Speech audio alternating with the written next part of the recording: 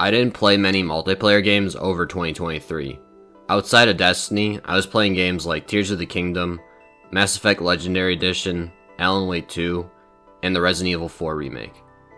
Coming back to this space recently with games such as Helldivers 2, The Finals, X-Defiant, and Fallout 76's Atlantic City update, I realized how much I had missed Battle Passes. I'm aware that complaints about Battle Passes are nothing new. However, most critiques I've seen about Battle Passes usually focus on monetization and fear of missing out. For me, my criticisms run a bit deeper because a big business releasing a scheme to make all the money for the 500th time doesn't provoke a reaction anymore. Also, I'm completely numb to FOMO. Missing out on cat ears because I didn't grind enough experience in a 2-month window isn't the type of problem that keeps me up at night. The reason I'm tired of Battle Passes is because of the culture they've cultivated and maintained since their mainstream debut in the late 2010s. The two parts of that culture I want to talk about today are the reduction of player agency and Battle Pass reward dependency. Starting with player agency, let me define what I mean by that. Player agency is how much control a player has over their moment-to-moment gameplay. I bring this up because a Battle Pass is very commonly paired with a daily and weekly challenge system. For example, a daily challenge in a Battle Royale could ask you to open 5 chests. This challenge has high player agency because you'll get this challenge done just by playing the game with any playstyle. Deal X amount of damage to opponents or heal Y amount of health are other common challenges that have high player agency. However, these challenges are a little tame, so let's spice things up a bit. A different challenge states you must open 5 chests in a specific location on the map. This challenge has lower player agency because now you must go to a specific area to complete it. Certain criteria in these challenges may not fit in your preferred playstyle, which means you have to choose between sucking it up and completing it, which means you're not having fun, or you just ignore the challenge. Even if you don't care about the challenge and continue to play the way you want to, at least one person in the lobby will care. A weekly challenge that asks for dealing SMG damage means your lobbies are going to be filled with more people using SMGs. This artificially changes the game's flow because people are playing how they're told to instead of how they want to. Usually when a challenge's player agency is very low, there will be community complaint posts, which read a lot like a kid telling their mom they don't feel like making their bed. An example I experienced recently was with Season 2 of The Finals. One weekly challenge asked players to win a ranked cash-out tournament. For reference, a cash-out tournament has 8 teams of 3, separated into 2 different matches. The top 2 scoring teams of each match combine into the second round, and the top 2 scoring teams of that round progress to the final round. A full 3-round tournament usually takes about 45 minutes. The skill and time investment was not appealing to a decent amount of players, myself included. Personal side tangent, I cannot stand rank modes in PvP games. I play PvP games for the chaotic fun that is harder to find in a PvE game. A lobby filled with people who only want to win drains my soul, and I can feel the ego of other players radiating from the screen. When I saw that challenge, I thought to myself, yeah, no thanks, I'm good. While I didn't care about losing out on its rewards, many people did and voiced their complaints. The challenge was changed to a basic deal X amount of damage with Y weapon type challenge due to the complaining. Now, challenges with varying degrees of player agency are nothing new. Classic Call of Duties had loads of challenges to earn camos, emblems, and calling cards. Some of them were brutal. In Ghosts, there was an emblem of a German Shepherd wearing 3D glasses that was earned by getting 200 kills with akimbo magnums that also had to have the ACOG scope equipped. You're listening to someone who was crazy enough to do that back in 2013. I also grinded out the Dark Matter camo in Black Ops 3 and remember that experience fondly. You had to get every single base game gun gold, and it took months of playing to get. Why is it that I eagerly sought out and had the persistence to complete one of gaming's most time-consuming challenges, but can't be bothered to do seasonal challenges such as this one that I explained from the finals. My attempt at an answer is that video games have two types of stories. The first type is your traditional, standard story that any type of media is capable of. Characters follow a plot that has a beginning, middle, and end. The second type is the story you make as a player during your time with the game, a collection of your silly moments, struggles, and triumphs. This is what makes games unique from any other form of media. It's not just a story, it's your story. Games don't have to have that first type of story, but they always have the second. 8 years later, I can still tell you about moments of that dark matter grind. I remember struggling with the Pharaoh SMG because I could not hit headshots with it to save my life. I also remember being pleasantly surprised with how strong weapons like the Shiva and P06 Burst Sniper were. I probably never would have tried those weapons had I not had to master them for dark matter. The battle passes are missing elements that make your personal story exciting. Battle pass challenges still have a story, but that story often feels like boring chore lists. I more often than not feel relieved that I'm done with them, rather than enjoying the journey I just went through and reflecting upon it, because it feels like there's nothing interesting to reflect on. I would tell you about my experience with one of Fallout 76's scoreboards, but I might as well have told you I did the dishes last night. There's a reason why the Fallout 76 community nicknames the pass the chore board. Another difference between traditional challenges and Battle Pass challenges is the reward path. Unlocking Battle Pass rewards feels choppy. You have to keep coming back to this menu to claim rewards for most games, and you're at the mercy of whatever challenges for the week the devs decide to throw out. Traditional challenges have a straightforward progression line to follow. They're also one and done. Seasons often repeat challenges, which just continue to make the whole ordeal monotonous.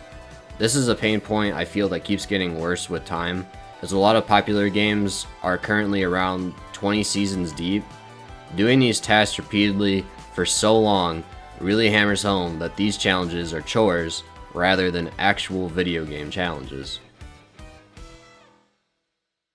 The other problem I have with battle passes is what I'm going to refer to as reward dependency. There is a group of gamers who cannot imagine playing a game without earning a reward. There needs to be something tangible, so that way they don't feel like they've wasted their time. I personally find this view to be sad, because if you had fun just playing the game for its core gameplay, then you didn't waste your time. While this mentality has existed for decades prior to battle passes, especially in genres like MMOs and looter shooters, I feel that battle passes have conditioned people to think this way more often in the wider scope of gaming. I've seen threads and posts over the years that will point out that a game's pass is weak and that they will not be partaking in the season due to this. I have no idea if these people stick to their word, but just the concept of not playing a game you supposedly enjoy because the optional battle pass isn't appealing to you is a wild take to me. I'm on the opposite side of this thought process. Nothing kills my interest in a game faster than once I realize the pass rewards are the core reward structure that the devs use to try and keep you playing. It's the reason I didn't latch on to Helldivers 2 as hard as others did. Helldivers 2's war bonds don't expire, so there's no FOMO, but there's still the problem of reward dependency. War bonds feel like the only thing to keep you motivated playing. Arrowhead makes sure to have a premium war bond out every month to make sure you have something new to chase, but getting super credits and medals to unlock and progress the passes felt very hollow to me. The gear they contain doesn't have a lot of depth to make interesting builds. It feels like you unlock things just for the sake of unlocking things, preying on the feeling of obligation rather than desire. I would be more inclined to engage with Helldivers if the new gun I unlocked wasn't one I already had, but this time with slightly more armor penetration, or if helmets and capes had stats and perks that made fun build synergies similarly to the Division. The stratagem and ship upgrade progression loop with credits and samples is infinitely more satisfying than me. That's the gameplay loop that kept me hooked for a while. Dropping all sorts of orbital strikes is a lot of fun. What's funny though is that neither of these systems tie into the Warbond system. I find passes to be more palatable when they're not at the forefront of a game's progression and act as a passive bonus. Destiny's pass is the least intrusive of any game I've played. It asks very little from players to complete. From just playing through the Final Shapes campaign, exotic quests, and farming the Pale Heart weapons over the course of 2 weeks, I hit rank 70 of 100 with no absurd challenges or unwanted time investment. I was just playing the play. On top of the quick and easy rank ups, Destiny's pass is not in the top 10 reasons I play Destiny, let alone the top 50. Battle passes have been tied with Destiny seasons for almost 5 years, starting with Shadowkeep. The thing is, you buy a season in Destiny for its activities, story, and weapons. The pass is just kind of there. It's not like every other game where the pass is the sole reason for purchase. The armor ornaments and bright dust are really the only thing going for it. Otherwise, it's pretty irrelevant to my playtime. I do have to wonder, if a pass is this unintrusive, then that begs the question, why is it here in the first place? The pass rewards could just be put into the seasonal activities, and the season would still cost the same price. I feel that Bungie executives wanted to put a battle pass system in Destiny just because it's what all the other popular games started doing at the time to make money and look relevant, which is pretty par for the course with their business decisions. Reward dependency also affects the structure of battle passes. Most passes have 100 tiers to claim to make you feel like you're earning a lot.